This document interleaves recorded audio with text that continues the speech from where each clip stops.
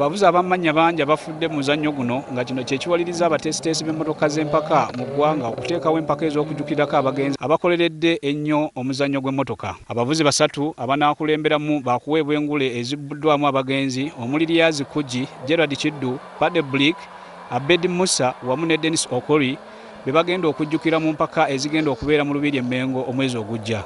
Nantamegga w'eggwanga mu kuvunula mmotoka owa 2011 Suzan Muwonge asuubizza nga bwagenda okukenenula munne owa Kenya Stella Macheya akatuuyo mu mpaka zino eziddirira ezigalawo omwaka. Mwaka 2 December ekyonyi nti ngenda kompitinga n'abakazi bulijjo mbadde njagala nnyo okuvugako ne mukazi munnange kati abantu bajje bangi mu Lubiri balabe neyo challenge. Muwonge nga yali ebyo abasajja mu mwaka 2011 agamba nti omulundi guno afunye omukisa okuvuganyaako n'abakazi ekintu kyaludde ng'asabirira.